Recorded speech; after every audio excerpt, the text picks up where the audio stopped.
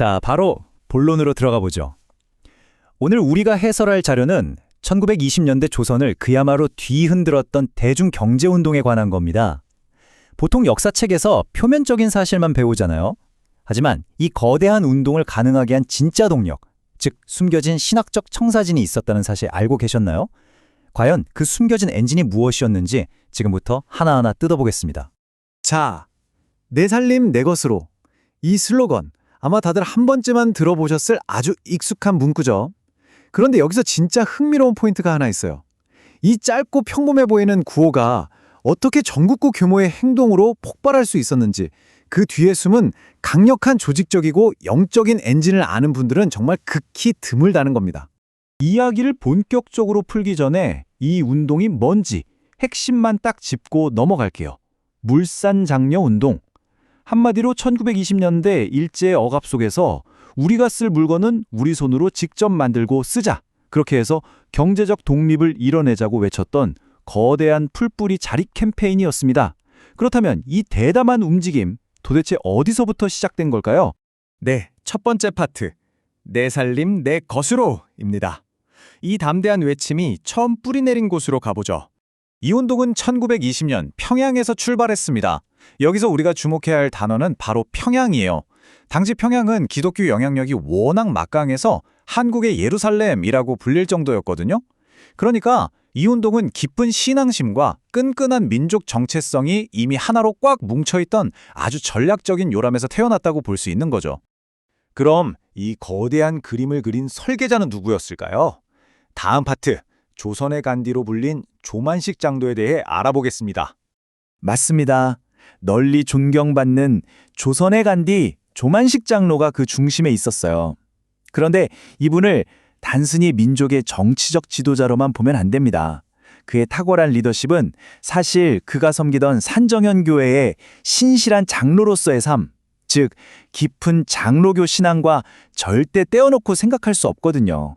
그의 리더십을 떠받친 두 가지 핵심 기둥을 볼까요? 첫째는 청교도적 금욕주의였어요. 술과 담배를 딱 끊고 정말 검소하게 사는 거죠. 그리고 둘째는 실력 양성이었는데 이게 정말 재밌습니다. 단순히 정치적인 목표가 아니라 창세기 1장 28절에 나오는 세상을 지혜롭게 관리하라는 하나님의 문화 명령을 실천하는 과정으로 본 거예요. 엄격한 생활 방식과 민족의 경제력을 키우겠다는 목표가 이런 신학적 원동력 안에서 완벽하게 하나로 융합된 겁니다. 자, 이렇게 훌륭한 비전이라도 전국으로 퍼지려면 조직력이 필요하겠죠.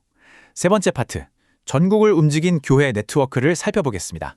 이 운동이 정말 스마트했던 게 맨 땅에 헤딩하면서 새 조직을 만든 게 아니라는 거예요. 이미 탄탄하게 구축된 교회 네트워크를 100% 활용했습니다. 예배 시간 광고나 성경 공부 모임이 곧 캠페인의 본부였고요. 또 여전도회를 통해서 집안 살림을 맡은 여성들이 무명옷을 입고 국산 식료품을 쓰는 구체적인 실천을 주도하게 했죠. 게다가 금주와 금연으로 아낀 돈 그냥 저금한 게 아니라 민족의 교육과 독립자금으로 바로 쏘아 올렸습니다. 정말 엄청난 조직적 근육 아닙니까? 이제 이 거대한 엔진이 식지 않고 돌아갈 수 있었던 이유, 네 번째 파트인 시대를 깨운 문화 변혁, 그 신학적 영혼 속으로 깊이 들어가 보겠습니다. 분석 자료를 보면 이 운동의 바닥에는 개혁주의적 세계관이 3단계로 꽉 차 있어요. 먼저 일하고 기업을 세우는 경제활동 자체를 아주 거룩한 소명으로 받아들였습니다. 그 다음 단계는 자족인데요. 번쩍번쩍한 외제 대신 좀 거칠고 투박해도 우리 것을 쓰는 데서 깊은 자부심을 느꼈던 거죠. 그리고 마지막 세 번째, 우리 이웃인 동포 노동자와 자본가들의 물건을 사주는 것. 이걸 바로 내 이웃을 내 몸과 같이 사랑하라는 계명의 실청, 즉 공동체적 책임으로 봤던 겁니다. 여기서 디모데전서 6장의 말씀이 등장합니다. 탐욕을 경계하고 스스로 만족하는, 즉 자족하는 마음, 이게 바로 평범한 사람들이 그 유혹을 이겨낸 영적 토대였어요. 생각해보세요. 싸고 예쁜 수입품이 널렸는데 굳이 더 비싸고 투박한 우리 물건을 쓴다는 게 쉽겠어요? 하지만 그들은 이걸 감수했습니다. 그들에게 소비는 그냥 돈을 쓰는 행위가 아니라 자신의 신앙을 증명하는 생생한 고백이었으니까요. 자, 그렇다고 이 운동이 완벽하기만 했을까요? 자료를 객관적으로 살펴보면 분명한 한계점들도 나옵니다. 물건을 사려는 사람이 갑자기 몰리니까 물가가 팍 올랐고 일제 방해도 엄청났죠. 게다가 사회주의 진영에서는 결국 자본가들 배만 불리는 것 아니냐는 날카로운 비판도 제기했습니다. 하지만 이런 한계에도 불구하고 이 운동이 갖는 진짜 의미는 단기적인 경제 지표 그 이상이었습니다. 캄캄한 억압 속에서도 인간의 존엄을 지켜내고 개인의 굳건한 신앙이 어떻게 팍팍한 삶의 현장을 바꿀 수 있는지 보여준 그야말로 엄청난 문화적 변혁이었던 거죠.